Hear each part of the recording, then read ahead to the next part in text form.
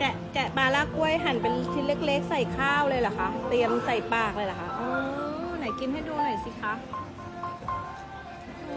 กินคำใหญ่เลยโอ้โหสุดยอด